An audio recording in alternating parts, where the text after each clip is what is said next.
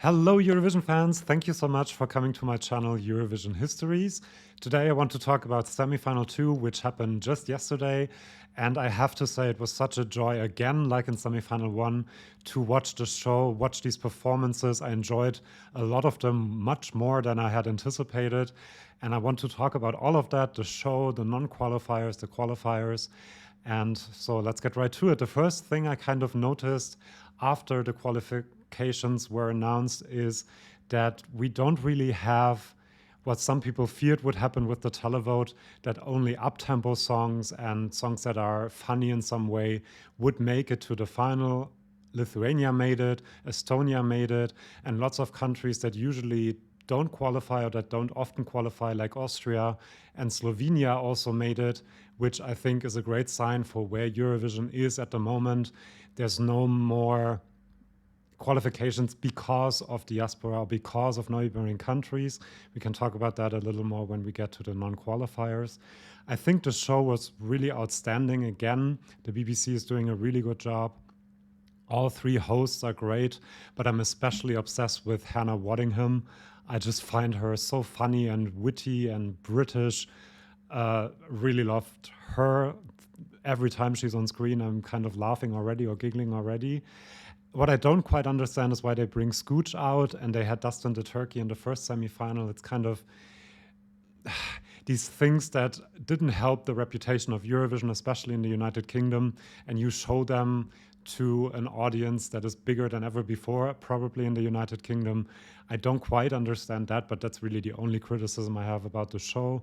The three drag queens, I was quite surprised because it is a little bit political, kind of, and the EBU always doesn't want to be political, but I guess when it's about LGBT rights, as it should be, because Eurovision is such a big event for LGBT people, I do think that that was a good interval act in the end. Now, let's get to the non-qualifiers. Here they are.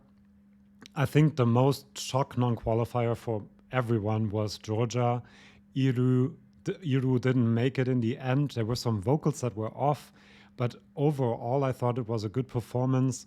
I did notice that I was drifting off a bit during the performance, which is not a good sign because it was just very standard and not a lot was changing. You know, the song began with a high intensity, stayed at a high intensity, and also the staging didn't quite change or move or anything like that. She didn't move that much, so that might have been a reason.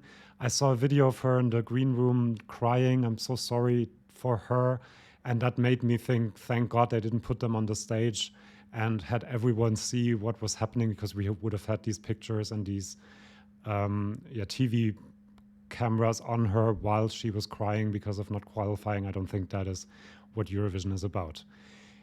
And Georgia has a very long non-qualification streak. They haven't been in the final since 2016. And I think that they hope to be in the final with this one. So let's see what they do next year. I hope they stay and don't leave. Then we have San Marino. Everyone kind of expected this not to qualify. I think they were okay. I think it was an okay song, but there again, it was not very varied. Not that a lot of things happen in this song and in the performance. So I understand why that didn't qualify.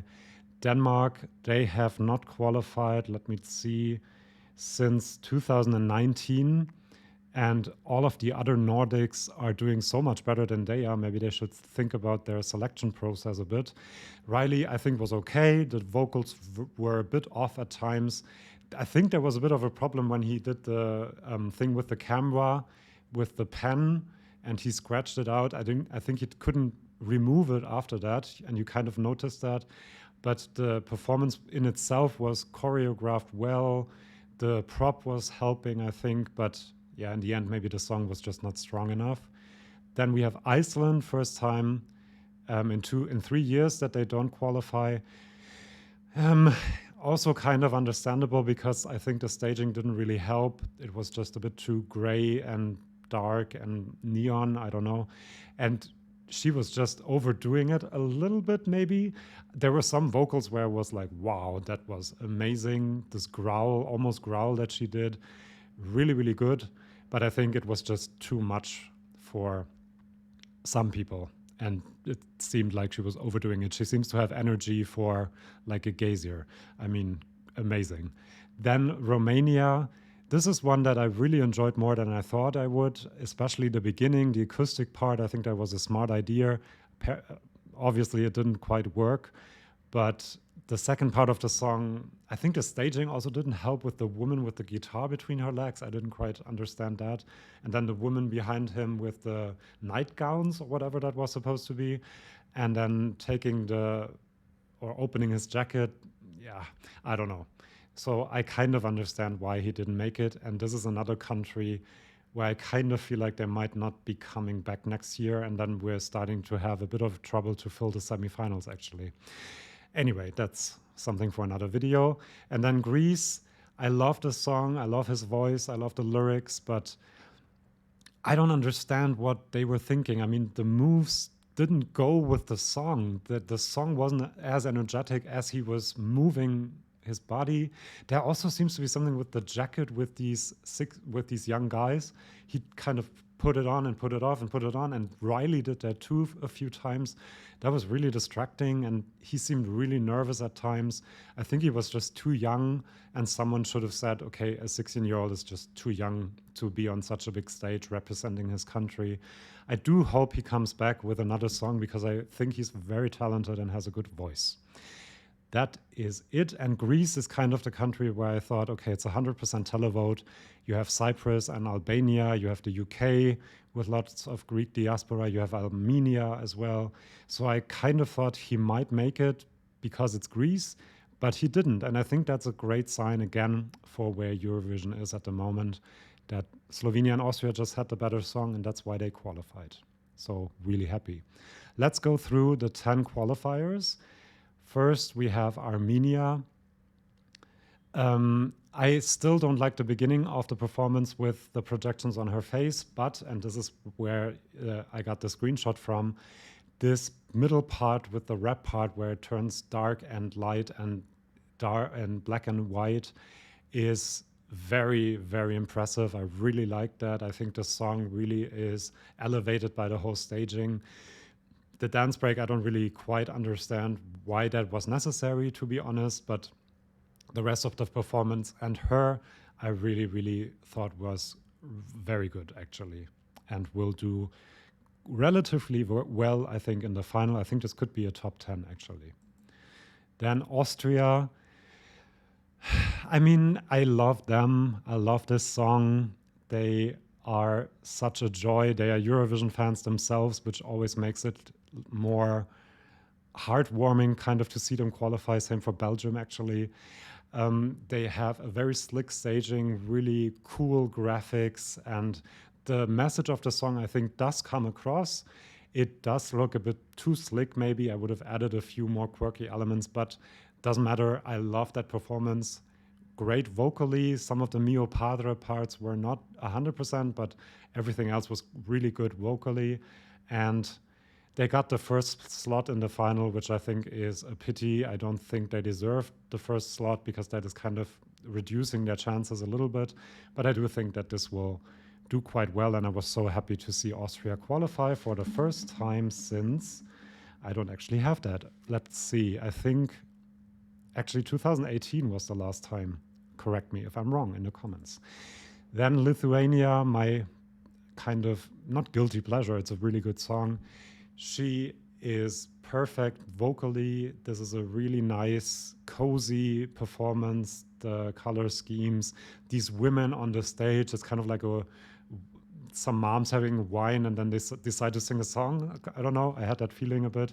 They really like each other, they know each other, there's chemistry. So this is really good, and I'm really, really happy that this qualified.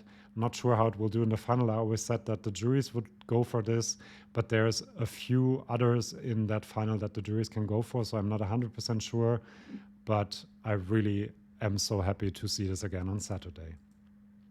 Slovenia, this is one that really surprised me as well. I'm not a great fan of the song. I wasn't, now I am. This is just so full of energy, chemistry, incredible. When he licked the camera, I was like, whoa, okay. And banging the heads together. All of the band members are tongue-in-cheek, funny, cool, charisma. I mean, amazing. Really, really good. And I do hope that this will do well. And Slovenia completely deserved to qualify when they were about to be called as 10th qualifier. I kind of was like, this has to be Slovenia. It can't be that a performance like this doesn't qualify to the final. And they did. So I'm really happy about that. And I really love this end to the song where they all stand together as a band and as a team with their name behind them. Really cool. I like that. Then Australia, another one I was positively surprised by. I really enjoyed watching that. I still don't like the song that much, but again, so much energy, and they seemed to be so fun when all the qualifiers were being revealed, and they hadn't been revealed yet. They were still making jokes, being fun, and during the press conferences, they're just so funny, and like a really great team, I think, as well as a band. And this had to qualify. This was clear that this was going to qualify, so really happy for them as well. They are 15th in the finals, so might not do that well maybe because other rock entries are after them. But anyway, well done, Australia. And a really good track record. They have qualified every year except Montaigne in 2021. Let's talk about Poland. I don't like this song because of the baby, because of the crazy, which has made it a meme, and I kind of understand why. I think she looks phenomenal, but it's amazing that you can sing a song like this with the summery vibe and this really catchy tune, and your face doesn't really move at all. Like there's no emotion in her face. I don't quite understand that. And that kind of takes me out of the performance, which is pretty good. The staging is cool, great. The thing where they take the selfie and all that, yeah, I don't know. That's the kind of superficial stuff that I think I don't like so much, that also featured in the music video. In the end, I would have preferred Georgia over this, or really also Denmark or Iceland, even San Marino maybe. So this is in the final. That's what it is. It appeals to a certain demographic. I can totally see that. It's a catchy song, even though I don't like it. So it's fine that this is in the final. I don't think this will do well because there are other female pop songs like Israel, like Sweden, like Norway that are just better. And Armenia also, they all have dance breaks, Israel and Armenia, and they're just better than this one. Okay. And this was such a joy to watch. The graphics in the background are amazing. I mean, it looks so stunning. He looks stunning. They look stunning. There's such joy on that stage. A bit like Lithuania, just more oomph to it. This will be a big, big surprise, I think, on Saturday. I think this will do amazingly well. People will vote for this. The juries will vote for this because his vocals were, wow, amazing as well. I really enjoyed watching that. And I really look forward to see this again on Saturday. And Belgium kind of a good track record also with the qualifications. So the Netherlands are out, but Belgium is in. Really cool, actually. Well, not for the Netherlands, but cool that Belgium is in. That's what I'm trying to say. Then Cyprus. I kind of judged him too early, I think, because I do think that he sang live and he sounded really, really good. It was quite impactful. I think the staging is a bit underwhelming because it's just him. There are things happening. This is what Iceland should have done, for example, and I may have had a better chance to qualify. The pyro is cool at the end. He looks amazing, of course. I don't quite get the outfit, to be honest, and being barefoot also.